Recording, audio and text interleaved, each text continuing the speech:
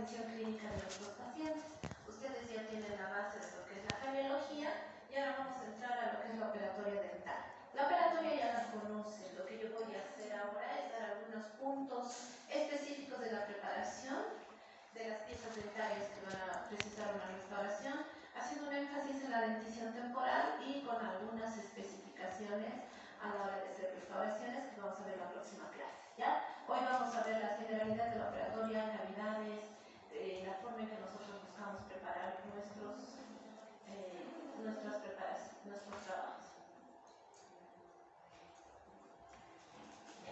¿Cómo nosotros vamos a hacer nuestro plan de manejo de caries? Ustedes ya han llevado con el doctor Lozada lo que se refiere al diagnóstico de caries. En la nueva filosofía de la mínima intervención nosotros trabajamos de acuerdo a la severidad de la caries.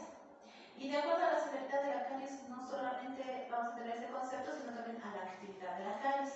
Tomando en cuenta la severidad de la caries, nosotros vamos a reconocer este cuadro, este esquema de Ligdas. ¿Lo han visto ya, no? ¿Lo han debido ver? En el Ligdas nosotros vamos a tener la posibilidad de indicar, además de los numerales que son los diagnósticos, las agrupaciones en las cuales yo voy a ejercer algún tipo de tratamiento. Tenemos, por ejemplo, las lesiones iniciales, dentro de las cuales nosotros reconocemos a la figura 1 y 2, Ligdas 1 y 2, como podemos ver acá. Voy a poner un puntero aquí. Como podemos ver aquí, 1 y 2, que se reconocen como caries iniciales. En estas caries iniciales nosotros vamos a realizar manejos no operatorios que corresponderán a no aplicar ningún tipo de fresado, ningún tipo de desgaste y muy enfocados a manejar la desmineralización temprana que está sucediendo ahí con remineralización de estos tejidos. ¿Ya?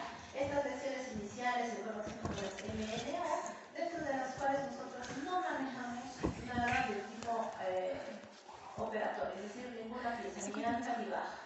Esto ha sido muy reforzado y desde que es COVID.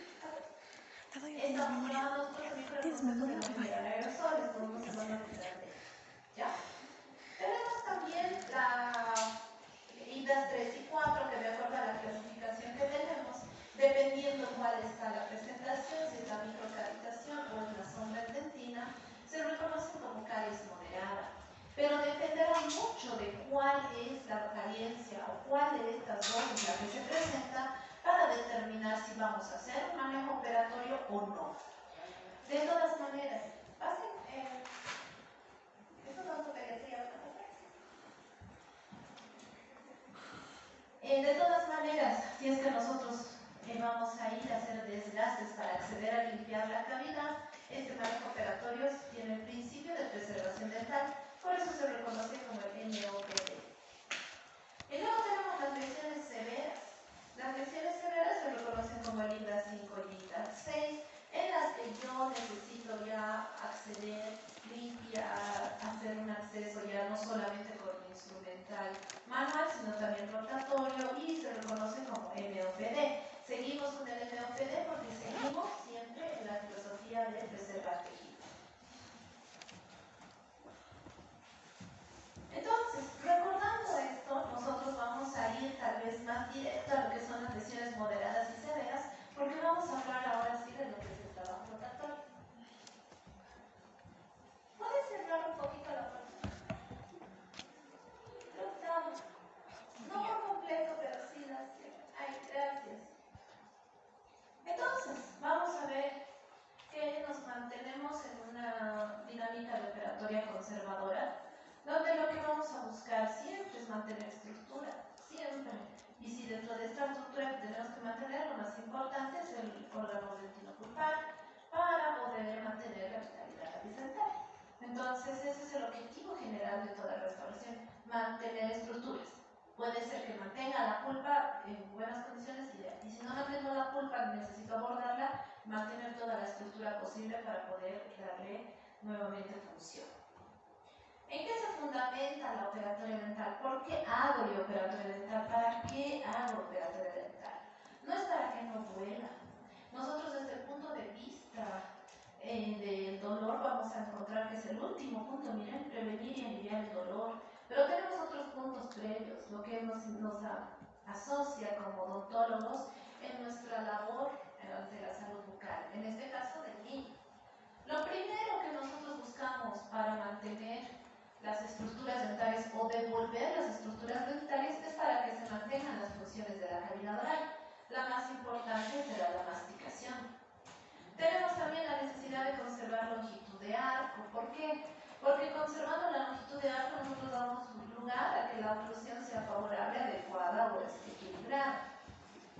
Devolviendo estructura vamos a mantener el lenguaje considerablemente en la época de dentición temporal, donde se establece el lenguaje de nuestros pacientes, conservar y mejorar la estética, obviamente la salud bucal en general, eliminando la enfermedad y prevenir y aliviar el dolor. Pero no es solamente eso. Si yo en el parcial les digo, indiquen 3 fundamentos de la operatoria dental en odontopediatría, en las palabras que ustedes quieran decirlo con el enfoque que estamos presentando. ¿Ya? Porque lo que es importante saber por qué hacemos la operatoria. No solo es estética, no solo es oclusión, no solo es el dolor, son varios componentes que asocian a la función de nuestro trabajo mayor, que es el de devolver función, forma y estructura. Ahora, en la odontopediatría nosotros vamos a tener factores específicos que intervienen en nuestro proceder a nivel de la operatoria, ¿ya? Hay elementos extrínsecos que son externos al tipo de cavidad, al diente que estoy trabajando, al tipo de caries, etc.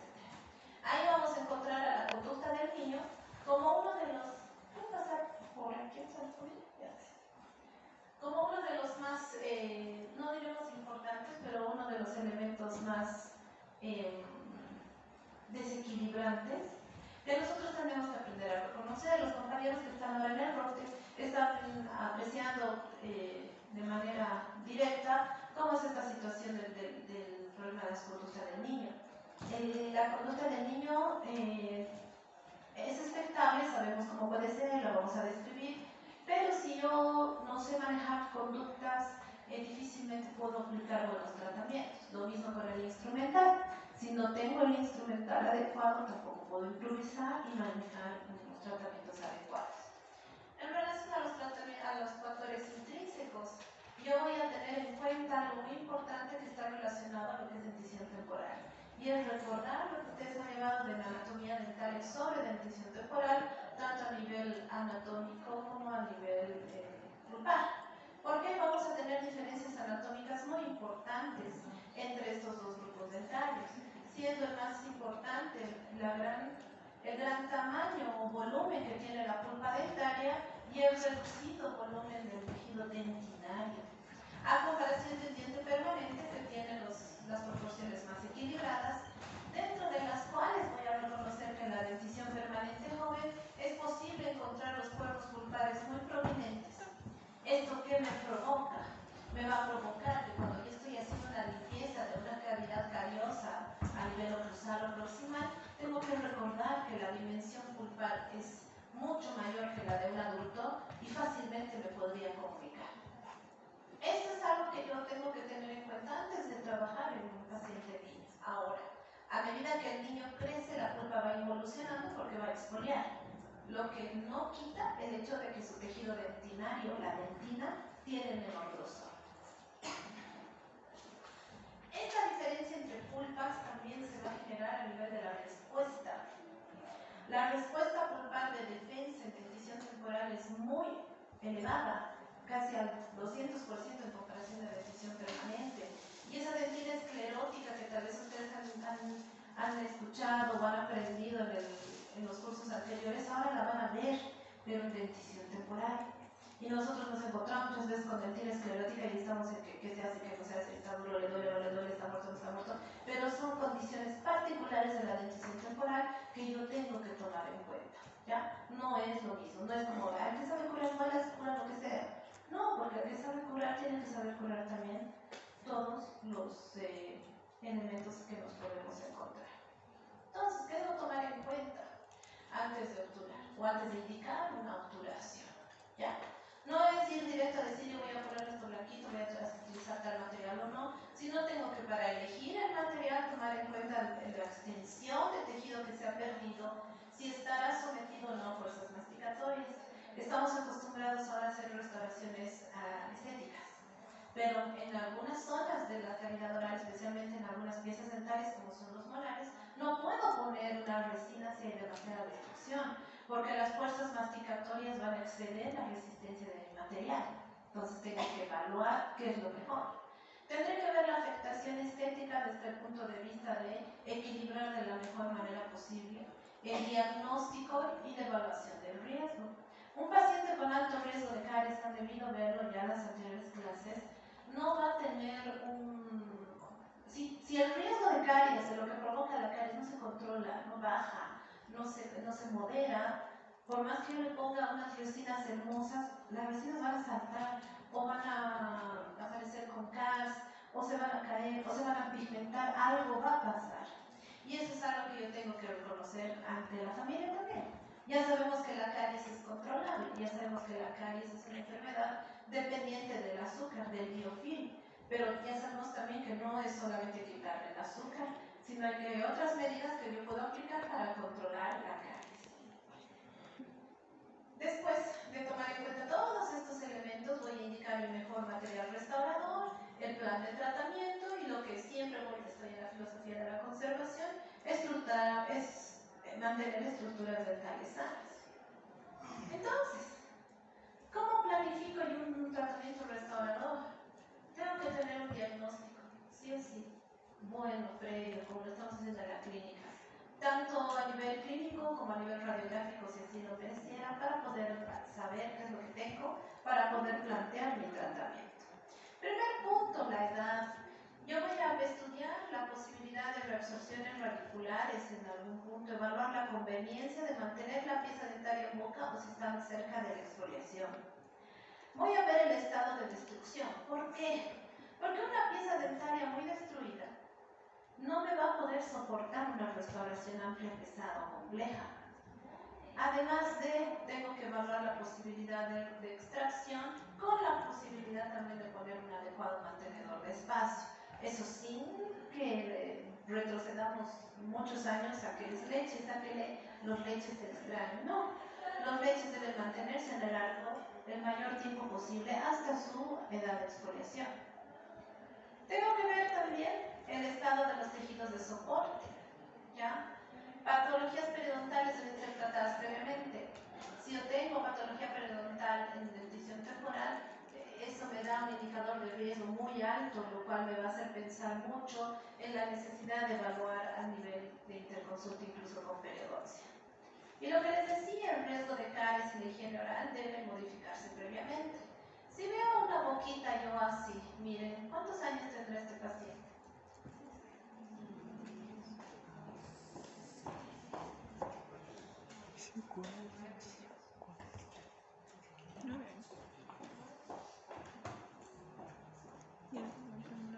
Más o menos.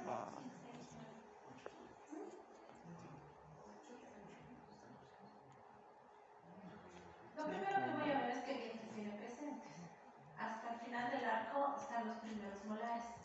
Los primeros molares, ¿a qué edad salen? 6 años. A los 6. Pero salen a los 6 y estos están ya en oclusión. Esto quiere decir que mi paciente está en los 7. Puede ser. Luego me fijo a nivel anterior, ha cambiado todo el grupo incisivo. Todavía está con caninos de leche, pero ha cambiado todo el grupo incisivo y están casi todos en el mismo plano. Lo cual me indica que estos son unos 7 tardíos, casi 8 de mi paciente. Tengo caries, miren, muelitas con amplias restricciones, la famosa dentina esclerótica al parecer por el color. Dentina, ¿qué tipo de caries es? ¿Activa o inactiva? Inactiva. ¿Por el color? Inactiva. Activa o inactiva. ¿Cuál es la diferencia entre la actividad y la inactividad de caries?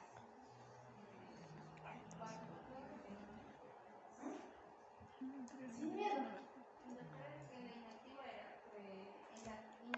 brillosa. Ya. Y en la activa ya era Opaca. Muy bien. ¿Qué más? por el color también era como madera. Estamos bien. La actividad de caries empieza por la desmineralización temprana del esmalte, está opaca y clara, marrón claro, mostaza. Pero a nivel, miren, yo que pienso que este paciente tiene 8 años, más o menos 7. Estas molitas están más de 3 años en boca, están casi 4 o 5 años en boca. Y tienen un tono muy distinto a lo que sería la caries activa. Estas caries son inactiva o mixta. Una parte está inactiva y la otra está empezando actividad. Entonces yo voy a pensar, voy a decir, aquí hay un riesgo. ¿Por qué? Porque hay caries en boca. En estas están con riesgo porque se pueden contagiar y precisamente son las indicaciones de selladores. Pero yo debo modificar el riesgo de caries. La primera modificación es eliminar los signos de la enfermedad, en este caso las cavidades cariosas. Entonces yo necesito hacer tratamientos, por eso muchas veces integrales, completos, porque no vale la pena curar este lado si este lado se quedan las caries. El riesgo de caries es todo un tema mucho más amplio, pero está el signo más importante para indicar que existe riesgo de caries es la experiencia de caries. Una persona que haya tenido ya caries y que no se haya controlado en mucho tiempo tiene el doble de riesgo de una persona que nunca haya enfermado de caries. Ese es nuestro mayor factor. ¿Qué más tenemos? Tenemos que evaluar oclusión para seleccionar el material, las fuerzas masticatorias. Tenemos que evaluar la presencia o no de todas las piezas dentarias en boca. En este caso tenemos que ver cómo están en algunos casos las restauraciones existentes. Creo que en el anterior diapositivo. Ver cómo están, ¿no? Si es que las resinas han resistido o no, podré ir con resina, podré ir con ionómero, cuál es el estado pulpar de mi paciente, de las piezas dentarias de mi paciente, o si tiene ya tratamientos de endodoncia, y la capacidad de cooperación. En pacientes muy pequeños, ¿se les puede restaurar? Claro que sí, se puede, pero necesitamos habilidad y experiencia. Ustedes están aprendiendo la habilidad y experiencia que tienen es baja, sino cero, porque están en el primer nivel que se van a encontrar con niños. Entonces es por eso que una vez más les repetimos que no se aceptan en la clínica niños muy pequeños, porque es un desafío para un profesional que recién está empezando a trabajar con niños. ¿Se puede? Claro que sí. ¿Colaborar? Puede ser, pero algún especialista que tenga más conocimiento, destreza, habilidad de manejar tanto con la conducta como el acto operatorio. En este nivel ustedes lo que tienen que hacer es aprender el tratamiento, aprender a hacer una buena restauración, protección pulpar, limpieza de caries, todo esto. Luego vamos practicando y ya van a poder manejar mejor materiales, pero van a mezclar su cemento, aplicar su técnica adhesiva, todo eso es en este nivel y para eso necesitamos un paciente que colabore lo más que pueda. Se puede, sus compañeros lo están logrando ahora. Entonces, vamos a entrar a ver el tema de la preparación cavitaria, ¿ya?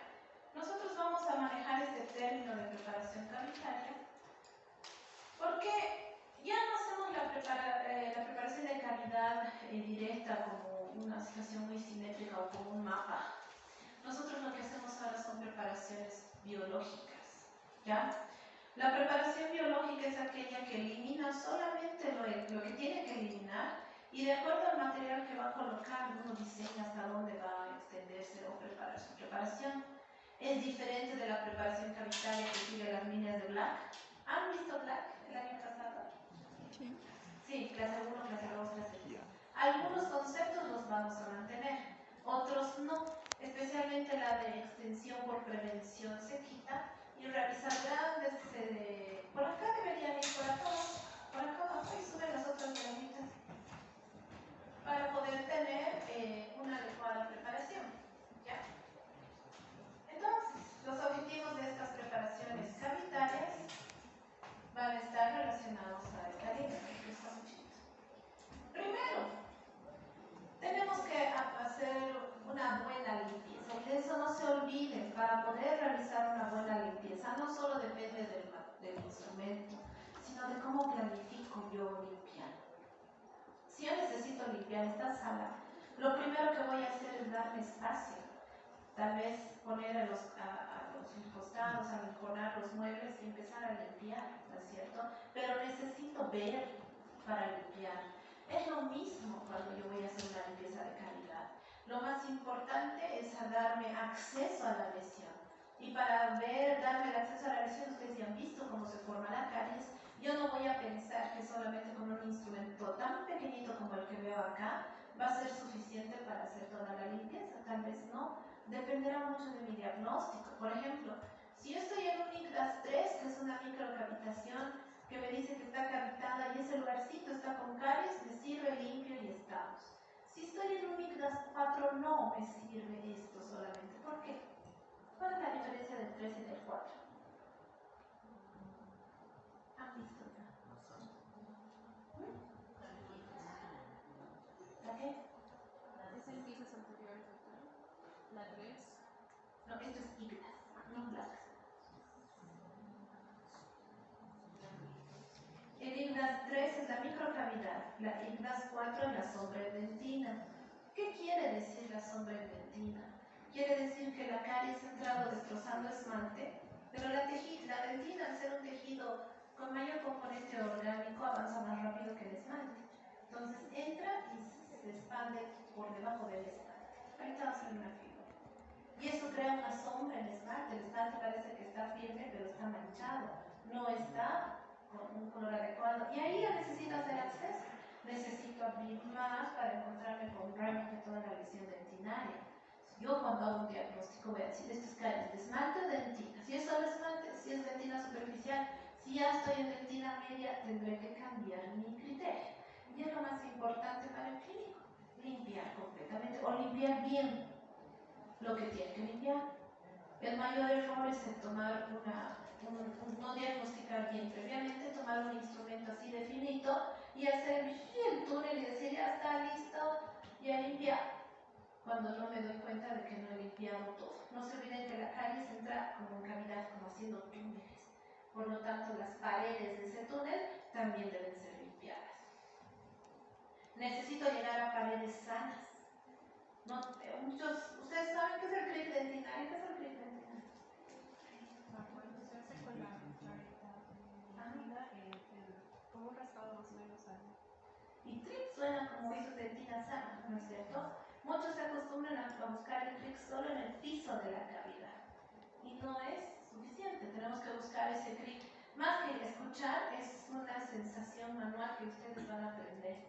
Con el tiempo y la práctica van a saber explorar y decir esto es caries, esto es dentina, por el rebote y la sensación que les da el instrumento. Entonces eso también tenemos que buscar en paredes, ese clic, esa sensación, no solo en el piso. Tendré que conformar mi cavidad para darle soporte, retención y anclaje a la restauración. Sí, no estoy hablando de black. Tomo algo de black para adecuar ahora. No significa que vaya a volver a black. Black estaba para restauraciones de amalgama que tienen otra filosofía. Importante eliminar todo el tejido que esté deficiente y con descalcificación. Si yo tengo un esmalte que está descalcificado sin soporte dentinario, ¿se queda o se va? Esmalte sin soporte dentinario, ¿se queda o se va? Se va. Se va, siempre se va. Porque un esmalte sin soporte dentinario no tiene una buena resistencia estructural. Y por último tengo que hacer un seguimiento a mi paciente para que preventivamente no me vuelva a dar caries ese paciente. Si estoy restaurando una muelita, ¿qué consejos le voy a dar al paciente cuando se vaya? A ver. Termino de ponerle el culo, está bonita, mira, tu diente está bonito, ¿qué le voy a aconsejar? A ver. Si ya no tenga, que ya no tenga un alto grado de azúcar, un consumo elevado de azúcar. ¿Qué le digo, a mi paciente? Porque está en edad escolar, ¿no? Como cuando la profesora le dice, no te salgas de los márgenes de tu cuaderno. Tal vez enseñar en el taekwondo, digamos, la manera de cepillarse. Siempre la medida preventiva más importante es eliminar el biofilm, porque es dependiente del biofilm de nuestra enfermedad. Eso está muy bien. ¿Qué más necesito? Necesito hacerle entender a mi paciente que lo que tiene en su diente es algo nuevo, que es original, porque solo él lo tiene, pero que no es el verdadero.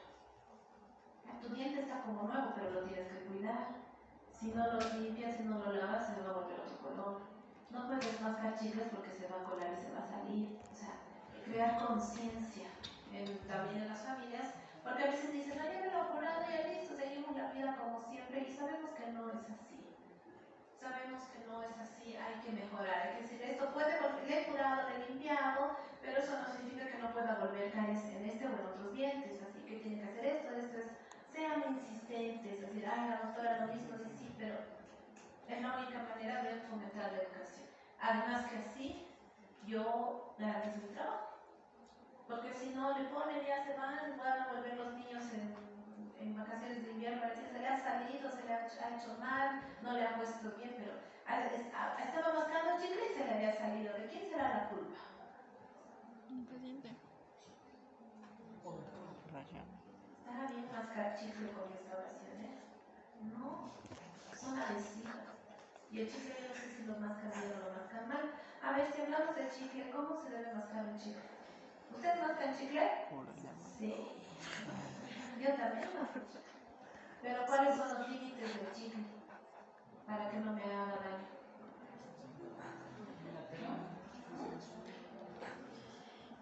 Más o menos. Sin azúcar puede ser. Equilibrado. Una de las medidas preventivas más potenciadas hace unos 15 años eran los chicles con xilitol o el sin azúcar que sigue. Tenemos ahora todos los chicles, el Trident, el Veldet y otros que son sin azúcar, precisamente para mantener, incluso eran agentes de prevención. Pero además de eso, incluso el Veldet me puede hacer daño si es que yo no lo consumo adecuadamente. ¿Cuál debería ser mi consumo adecuado? El chicle. Cambiaré mi pregunta, ¿cuánto tiempo mantienen el mismo chicle mascado? Hasta que se les ¿Toda la mañana? ¿Toda la fiesta? Si van a pasear todo el paseo o en el trayecto a su casa, su chicle les dura. Es bien indistinto. Y eso es lo malo, el estar, no tanto ser el ejercicio, sino el hecho de que cuando pase el dulce, unos 10-15 minutos de la acción del chicle, que es la sensación placentera, nos ponemos a mascar goma pura. Esa goma como caucho es la que empieza a perder ya todas las propiedades de golosina, y esa es la que se pega a las restauraciones. Y esa es la que me saca resinas. Entonces, si yo veo a un niño que le deja con su chicle toda la mañana, bueno, en el colegio no le van a dejar, le van a hacer escupir. Pero si yo los veo a ustedes que están con chicle desde que entran hasta que salen, están toda la mañana con su chicle, toda la fiesta con su chicle, entonces digo, ese chicle ya es goma. Y ese es el que se pega. Incluso se deshace como polvo, han descrito en algún momento. Se hace como masa, como harina, y dicen, ay, ya, recién lo botan, eso ya es el último punto del chicle. Entonces ya mi paciente me dice, doctora, pero ¿por qué no puedo comer chicle? Un adolescente que me puede discutir, le diré, bueno, sin azúcar y 15 minutos, porque si vas a mascar más de 15 minutos se va a matar. Pero en un pequeñito no tengo que darle ni siquiera la alternativa de chicle sin azúcar. Tengo que decirle, no, listo, no. Entonces va mucho de la educación y me toca poner en los papeles de sus pacientes. Otro punto. Si mi paciente no le gusta, no me gustan los dulces, yo no como eso, y a mí me gustan los chisitos, ¿qué me voy a decir? ¿El chisito es adhesivo? Súper adhesivo. ¿Qué puedo hacer? No le puedo decir 15 minutos, no, es lo que dure en comer. ¿Qué puedo hacer? Decir, eso te va a pintar los dientes, si ves tus dientes pintados, es limpiar. Entonces tengo que meterle un poco más a decirle, mire señora, le estoy poniendo algo que está de color de diente, está bonito, está clarito, pero se puede pigmentar si come mucho estas cosas, si no se cepilla los dientes, es como darle el panorama completo. Un paciente siempre va a estar agradecido. Pero no se olviden que están hablando con niños, no con adultos. Aquí tenemos, miren, dos tipos de restauraciones. Yo tengo aquí una restauración en la cual, o dos preparaciones, he hecho unas preparaciones muy pequeñitas, muy finitas, y puedo observar, tal vez no podemos hacer la exploración, que tengo las paredes que están sanas, con buenas condiciones. Y aquí tengo otra restauración que, si se fijan, estará más o menos esta restauración, no está totalmente limpia. Yo puedo ver que todavía las paredes no están con un adecuado tono y que no he eliminado toda la cara. Pero como yo estoy conservando, y cuando conservo estructuras, lo que conservo más que todo son las cúspides, me pongo a mantener esto y digo, no, hay que mantener porque es lo que ayuda en la oclusión de la masticación. Pero ¿qué me pasa? Lo puedo dejar sin soporte dentinario, o por mantener una estructura no limpiar adecuadamente. Entonces eso es un poco de cada paciente. Ver esto, no por mantenerlo, pero voy a tratar de conservar. Entre que conservar y eliminar, hacer siempre el equilibrio individual. La preparación cavitaria, entonces vamos a reconocerla para poder hablar bien de la clínica y en la descripción de nuestros tratamientos, de sus componentes y sus particularidades. ¿Ya? Toda preparación cavitaria está conformada por cajas, independientemente de que no sea blanca, pero son cajas o cajones que van a llevar el nombre de la zona donde estemos limpiando.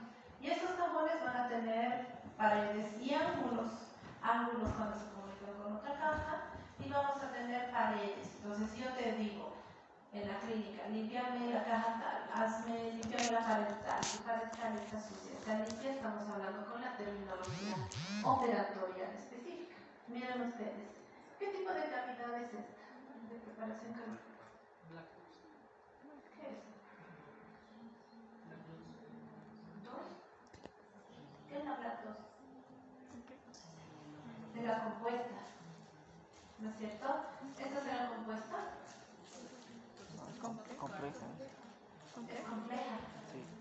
¿Quién ha dicho compleja? ¿Lo que es una M o D? Me sea lo incluso vista. Pero vamos bien. Las paredes nosotros que vamos a tener en una cavidad, y esto lo van a recordar, van a ser los tipos.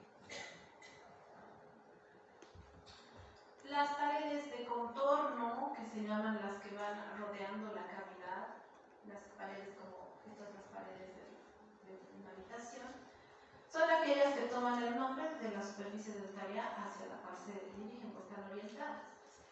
La pared lingual, la pared vestibular, la pared mesial, la pared distal. Pero tengo otras que son las paredes de fondo. Estas paredes de fondo son las que me protegen la pulpa. Por ejemplo, de que es importante conocer estas variaciones. Si yo voy a aplicar un protector pulpar, ¿en qué tipo de pared voy a poner?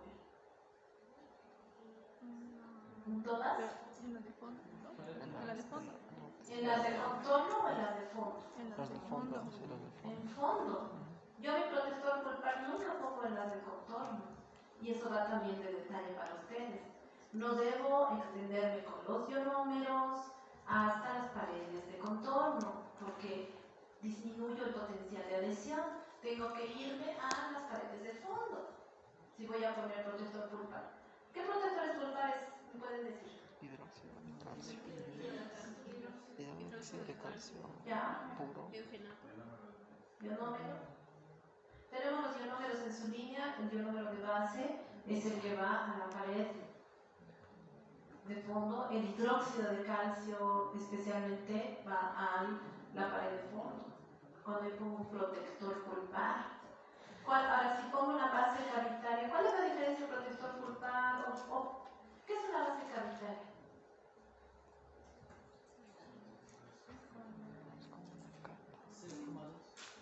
Un protector pulpar mayor a 0.5.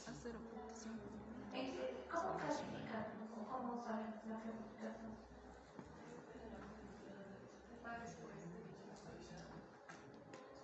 Depende de la profundidad, ¿sí? Hay cavidades que necesitan que yo le devuelva la estructura dentina, y no puedo hacer un bloque de resina mayor a los 3 o 4 milímetros, ¿no es cierto? Y ahí tendré que poner una base cavitaria. La base cavitaria sí va a ir a los dos tipos de paredes porque tiene más volumen. Pero si ustedes hacen un protector pulpar, no se van a olvidar de estos dos tipos de paredes. La pared de fondo va a tener dos subdivisiones, la pared pulpar y la pared axial. La pared pulpar es perpendicular al eje longitudinal del diente. Es acá esta, es decir, es la horizontal, esa es la pared pulpar. Y la pared axial es la que va por los lados de la pulpa, vestibular, lingual, mesial, distal. Estas son las axiales y esta es la pulpar. La pulpar es la que, con la que más posiblemente yo me pueda encontrar con comunicaciones si no me acuerdo la dimensión de mi diente temporal. Incluso en la axial, a veces por limpiar por mesial, digo, es mesial, y me comunico por una pared axial. Si yo voy a tener una cavidad compuesta como la que veo aquí, mi protector pulpar no podrá ir solamente en la pared pulpar, sino debe ir también en este lado. ¿No es cierto? Entonces yo les puedo preguntar en el examen, ¿cuántos tipos de paredes hay? ¿Cuántos? Dos. ¿Ya? ¿Y la otra? De fondo. Entonces yo les puedo preguntar esto, ya tengo dos preguntas. Esta y la de fundamento. Indique las paredes. ¿Cuál es la pared que nosotros en el examen, por si acaso, hacemos todo tipo de preguntas? Pero de lo fácil que se muestre, se dibuje, grafique, explique, todo un poco. Y dentro de todas las preguntas que podemos hacer, lo que necesitamos que ustedes demuestren que saben, que conocen, que se pueden defender del tema. Además de paredes tenemos los ángulos que van a determinar obviamente en lo que sería en la unión de las paredes. Si se unen dos paredes son ángulos diedros, si se unen tres paredes son ángulos triedros. Aquí vamos a tener en cuenta de las paredes que se unen, ¿ya? Yo no creo que les diga, porque te falta limpiar en el ángulo axio-pulpar, en la clínica. Te voy a decir, te falta limpiar un poco por vestibular, pero tal vez si se me ocurre y les digo, limpia el ángulo axio-pulpar. Entonces ustedes tienen que decir cuál es el ángulo axio-pulpar, es el pared pulpar, la pared axial, cuál es el que tengo que hacer. O precisamente trabajar en el concepto de manejar los nombres adecuados, que también les va a ayudar mucho en el manejo de materiales dentales, porque en materiales dentales hablan sobre paredes. Han debido escuchar axial. Axial es la que más se menciona cuando estamos hablando de restauración estética y adhesión. Entonces yo necesito saber, por ejemplo, ¿a qué nivel yo pongo mi grabado ácido? ¿Dónde pongo? ¿Qué estructura de mi cavidad? ¿Pondré en ángulos? No, sí, todo lugar. ¿Pondré en ángulos? ¿Mi ácido grabador? ¿Pondré? Sí, No puedo poner aquí adentro, nunca. No voy a poner tampoco acá, no voy a poner adentro. El ácido grabador generalmente se pone en los contornos, márgenes. Podré grabar dentina, vamos a hablar de eso la próxima semana, pero no es una zona donde yo deba hacer énfasis en el grabado ácido. ¿Por qué? sí, la pulpa. Porque la desmineralización sería muy baja y estoy sobre la pulpa. Si es que estoy con una pieza vital y debo proteger antes de grabar. Todo eso vamos a hacer la próxima semana porque ustedes ya han hecho grabados ácidos. Ahora, ¿cómo clasifico mis preparaciones cavitarias? Las voy a clasificar por orientación, por extensión, por finalidad o localización. La primera es la orientación. De acuerdo a la superficie que está comprometida, yo puedo decirle, como la que vemos aquí, es una cavidad ocluso mesial, porque me está ocupando las dos paredes, ¿ya? O las dos cajas, caja plusal, caja mesial. Aquí tengo mi pared pulpar, mi pared axial, mi pared vestibular, mi pared lingual, etc. Por extensión, es de acuerdo a cuántas cajas estamos involucrando o cuántas superficies están involucradas. Estamos con las simples, las compuestas y las complejas. De estas, las simples, generalmente las restauraciones adhesivas estéticas están indicadas. En las compuestas ya tenemos que parar un poco las orejas, porque si hay mucha destrucción, especialmente una destrucción de este calibre, que está ocupando casi más de la mitad de la pared distal, en este caso, yo en dentición temporal especialmente no puedo indicar una restauración adhesiva. ¿Qué harían ustedes aquí? Una incrustación. Pero en dentición temporal no hacemos incrustación. ¿Qué vamos a hacer? Coronas. ¿Mm? Coronas. Corona. Es la diferencia en las restauraciones. Podrían hacerse incrustaciones en dentición temporal, pero la calidad del tejido y particularmente el hecho de que los dientes temporales no tienen punto de contacto nos perjudica. ¿Qué es el punto de contacto?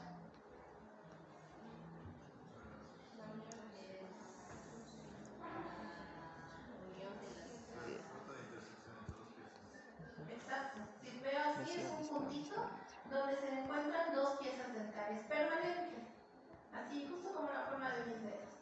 Y ahí se encuentran el molar y el premolar en un punto, que es el luego yo tengo que devolver y es el pleito más grande de hacer una buena restauración. La diferencia con las piezas temporales es que no es un punto, es un área de contacto. Están así. Es la primera diferencia anatómica que yo tengo que recordar al momento de restaurar. No es punto, es área. Las paredes proximales de mis piezas permanentes son acorazonadas, por eso son puntos. En cambio, de mis piezas temporales son planas. Por eso es diferente el tallado de las coronas, que lo vamos a ver la próxima semana. Pero ese es el mayor problema para hacer una incrustación. Entonces, yo les pregunto, ¿la pieza temporaria tiene áreas o puntos de contacto? Las piezas temporales son áreas de contacto. ¿Sí se comunican? Por eso también, al momento de hacer el recambio dentario, surgen diferentes movimientos para dar espacio a los otros. Todo está fisiológicamente soportado. De acuerdo al objetivo de la cavidad, puede ser terapéutica, puede ser estética o puede ser protésica, inclusive también. Ahora, si yo me voy a Black, vamos a hacer un recordatorio de Black. Las zonas con mayor frecuencia de lesiones secarias la divide en dos grupos, Black. Las de fosas y surcos y las de superficies lisas. Yo recuerdo, esto no es que no esté vigente, me ayuda porque sigo hablando es una cavidad Black 1, otra cosa es prepararla como para mañana, ¿no es cierto? Yo sigo diciendo es una clase 1 en lenguaje incisivos porque es la localización, otra cosa es prepararla como Black indica. Tengo la 1 en cara molares, que es la que siempre nos conflictúa al momento de identificar. Cuando yo restauro un molar, siempre fíjense las caras vestibulares o palatinas. Tengo entonces que recordar, porque nos vamos a manejar con esta misma terminología por ubicación. Si yo digo una clase cuarta, ¿qué es una clase cuarta? Es una pieza anterior donde ha perdido el ángulo por el compromiso carioso, ¿no es cierto? Ahora, otra cosa es cómo la voy a restaurar. ¿Ya? Entonces, en las preparaciones biológicas vamos a darles este tipo de clasificación. ¿Ya? Tenemos oclusal para dientes posteriores y proximal para dientes posteriores o ocluso proximal para dientes posteriores. Y para dientes anteriores tengo proximal con compromiso de ángulo y con proximal sin compromiso de ángulo. ¿Ya? Pueden encontrar ustedes este tipo de denominación que ya no se usa tanto Black, se origina en Black, pero se resume a esto. ¿Ya? Yo no voy a decir es una tercera, una cuarta, una quinta, no, voy directamente a decir es una oclusal, es proximal, ocluso proximal, es una proximal en anterior con ángulo o sin ángulo. Vamos directo. Entonces, yo lo que necesito ahora es empezar a trabajar. Para empezar a trabajar debo tomar en cuenta diferentes factores que me hacen retirar la enfermedad de la caries. El primero, vamos a tomar en cuenta los principios de la operatoria dental, que no es solo en la odontopediatría, es en toda la operatoria. Esto ya lo han llevado. Acceso, forma de contorno. ¿Ya me han llevado? ¿El año pasado? Sí. Vamos a repasar entonces y yo les voy a preguntar. ¿A qué se refiere el acceso?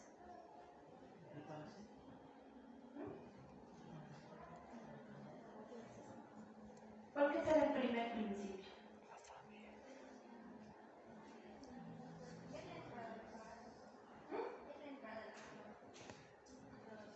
¿La entrada a la cavidad pulpar?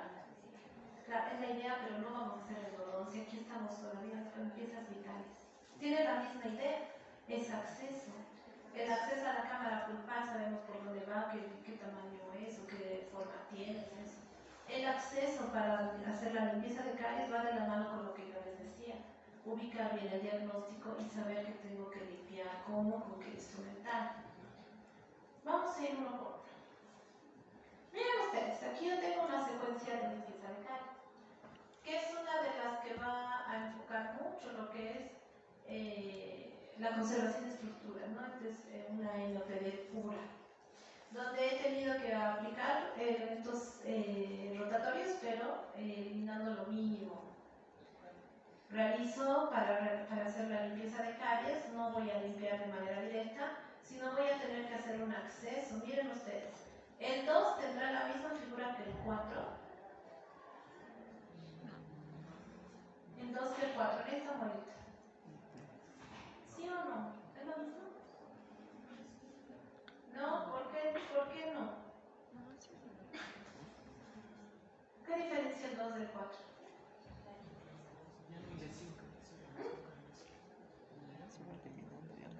Yo voy a ver en la zona de lo que sería la intercúspide lingual y surco medio, en este lugar, ocluso lingual, está más amplio aquí mi cavidad que la que está acá. ¿Por qué será? Por la extensión de la caries. Ha tenido que hacer un acceso mayor para poder limpiarlo bien. Ese es el acceso. Porque podía haberme quedado yo con esto. Miren, ha empezado a limpiar y ha limpiado ahí. Decir, ya he limpiado con un mismo tamaño de fresa todas las fisuras y esto. Pero no, yo diagnostico y digo, no está suficientemente limpia, qué sé yo. Y recién hago un adecuado acceso. Ahora, fíjense el segundo molar. Ha necesitado un mayor acceso todavía para poder hacer la limpieza de caries. El acceso es permitir la visión, es ampliarse. A veces no es ver que yo tengo que ver, sino es permitir el ingreso del instrumental y mantener la cavidad limpia. Después de hacer un adecuado acceso, yo tengo que ver que no se me queden algunas zonas sin soporte dentinario, algunas zonas que me perjudiquen al momento de hacer la restauración, especialmente desde el lado de la resistencia. Luego, después de hacer una limpieza, antes la limpieza tiene un orden. ¿Cómo es el orden de la limpieza de caries? ¿Qué limpio primero? De una cavidad, aquí por ejemplo. Ahí, ¿qué voy a limpiar primero? Fíjense aquí, es bien bonita esta foto. Se fijan que aquí hay esmalte y por debajo del esmalte está la caries. Este es el 4, bueno, este es un IGLAS 5, casi 6, pero esta es la sombra que yo les decía del 4. Miren cómo la caries ha ingresado, el esmalte no ha terminado tan lastimado, pero por debajo de este sí hay una caverna de caries. ¿Cómo empiezo a limpiar? ¿Cuál es el orden?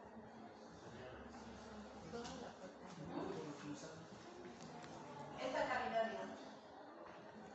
Toda cavidad cañosa, esté en la cara que esté, tiene un orden. ¿Cuál es la que les han enseñado en operatorio?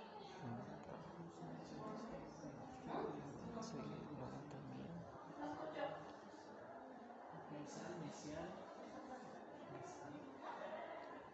¿Van directo al piso hasta el fondo? ¿Cómo hacen? ¿Cómo deberían hacer? No se van a olvidar, es algo que nosotros les vamos a pedir con más frecuencia. Primero, siempre limpio los márgenes de caries. Tengo que limpiar así, de arriba todito los márgenes. Luego limpio las paredes y luego el piso al final. Márgenes, paredes, piso. ¿Por qué? Porque si yo me voy directo al piso, corro el riesgo de comunicarme. Lo hemos visto en la clínica, no sé si están acá. Si mis paredes están oscuras, yo sigo limpiando el piso porque en la ilusión óptica del reflejo, porque es puro cristal la muela, son cristales, me parece que mi piso sigue sucio y sigo limpiando y sigo besando y me duele. O le duele. Si yo le mido bien las paredes, ese fenómeno óptico de sombra desaparece. Entonces yo tengo que tener poner un orden. Yo pensé que lo sabían. El orden de la limpieza de caries. Márgenes, paredes y luego el piso. Siempre. Al hacer márgenes estoy haciendo el acceso. Esta pregunta sí va y dentro de sus protocolos tiene que estar. Cuando digan, se realizó la limpieza de caries, dejó primero márgenes, luego paredes, luego piso. Es la única manera de que nosotros nos ordenemos. Les van a decir, esta fresa es para paredes. ¿Cuál es la fresa para paredes? Por ejemplo.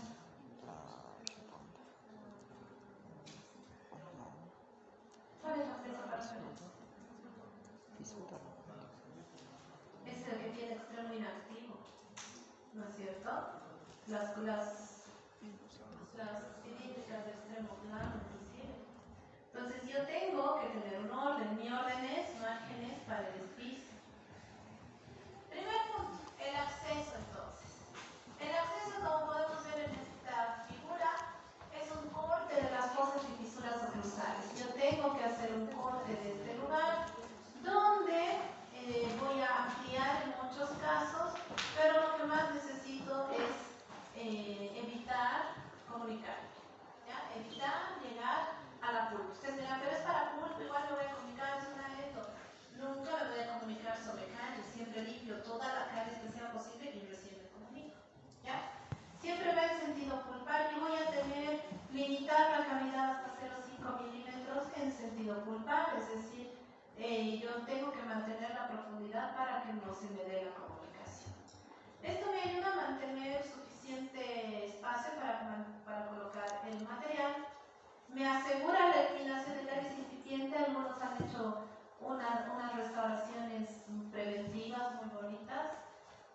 También al hacer un acceso que es ampliar, darle mayor amplitud sin desgastar demasiado, me ayuda a revelar la dentina que está socavando el esmalte e inclusive me ayuda a dar espacio a que ingrese mi cuchareta. Y eso en nodos PAT es fundamental, porque mientras menos tiempo utilice la turbina, mi paciente colabora más. Esto en superficies proximales, nosotros necesitamos preparar primero la oclusal, con una compuesta, primero se prepara la oclusal y luego la proximal, ¿ya? ¿Por qué? Porque me va a mejorar la visibilidad. Yo necesito tener una buena visibilidad y si limpio solo esto sin ver la oclusal, puedo terminar comunicándome en pared axial, ¿ya? También reduce el riesgo de marcar el diente adyacente, ¿no? Como vemos aquí, utilizamos siempre las matrices incluso a la hora de limpiar, para no terminar prestando los dientes por uno. La forma del contorno. ¿A qué se refiere esto? Yo tengo que darle una forma del contorno de manera que la zona donde quede o el límite de mi restauración no quede en el lugar justo donde ocluye, en otras palabras. Yo me voy a dar cuenta de esto, que es generalmente la mitad de la cúspide. Además que hay un área autolimpiante, que la lengua es la que investiga por las muelas y genera una limpieza. Entonces yo con mi restauración debería llegar al área autolimpiante para que la unión de mi restauración y mi diente puedan estar expuestos a esa limpieza del molar.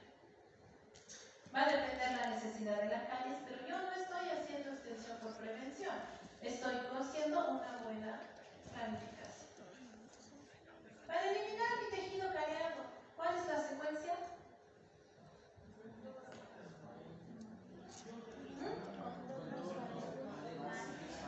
Márgenes, paredes, piso. ¿Con qué? ¿Con qué voy a hacer eso? ¿Con qué fresa hago acceso?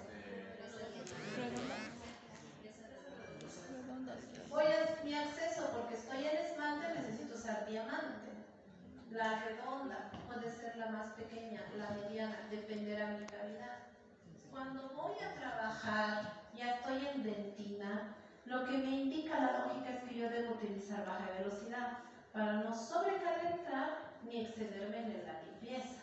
Podré trabajar con fresas redondas de baja velocidad y cuchareta. Es el principio para lesionar menos. ¿Por qué? Porque me encuentro con la dentina reblandecida. Esa dentina reblandecida yo no la voy a sacar con fresas porque va a saltar así por todos lados. Tengo que sacarla con cuchareta. Y eso ustedes lo van a reconocer primero. Voy a extraer todo el material blando y especialmente hacer mucho énfasis para eliminar evitar lo que se encontrara por debajo de las cúspides, evitando dejar esmalte sin soporte dentinal.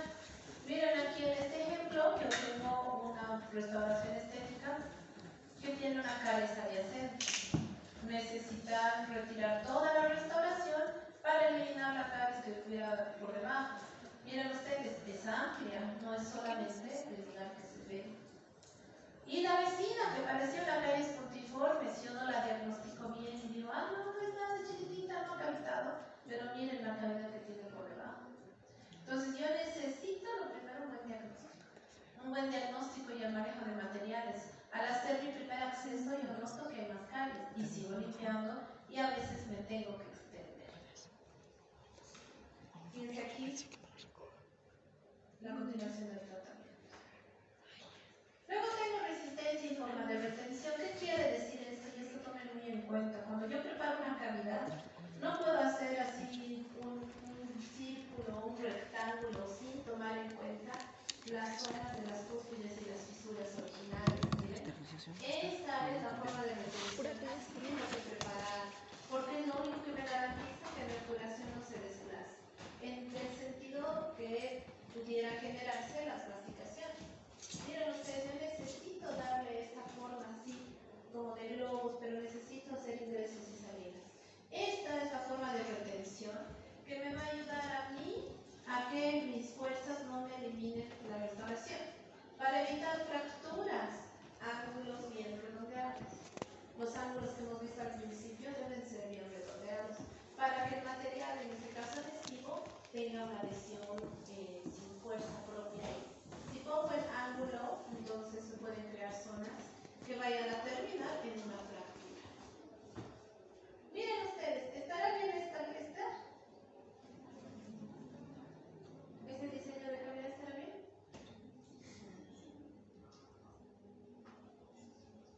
¿Qué opinas?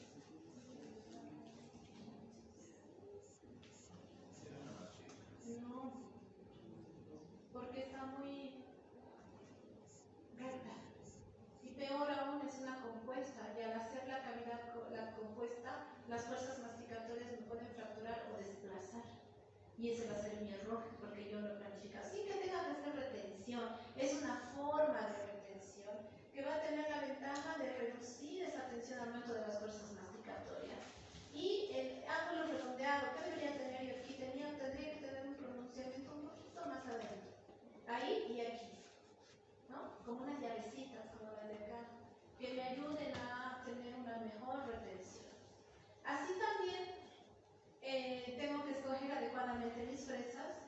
Las fresas de cono invertido se utilizan mucho en preparaciones metálicas. Nosotros casi no las utilizamos. La de tela puede ser, pero el cono invertido no, porque era también la más conocida en provocar exposiciones pulpares. ¿Muy bien? Esa no está bien. Entonces, ¿qué tengo que hacer? Tengo que hacer contornos. Háganse una idea de que tiene que haber contorno, por lo menos uno, de acuerdo a la forma de la cavidad. No están destrozando toda la cúspide. Esta va a permitir que se ingrese adecuadamente el material. Así estoy usando resina fluida, que la estamos usando ahora también, para que no se desinserte, no fracture, y también debe ser suficiente para no llegar a los cuernos pulpares. Miren aquí los cuernos pulpares, ¿dónde están? Están súper arriba, podríamos decir, muy cercanos. Y si es que yo utilizo, por ejemplo, una fresa redonda al preparar esto, ¿qué me va a pasar? Por ejemplo, si estoy ya preparando aquí paredes, puedo utilizar una fresa que no tenga una punta tan activa y me haga un piso un poquito más plano. Siempre el piso plano vamos a buscarlo en la preparación. Por último, vemos con la conveniencia. La forma y diseño de la cavidad tiene que tener un adecuado acceso para colocar el material, obviamente. Yo tengo que darle conveniencia desde el punto de vista del área que voy a ir a obturar. Y por último, la extensión final. En la extensión final muchos incluyen las fisuras que están a su lado, sin que sea extensión por prevención. Lo importante siempre es terminar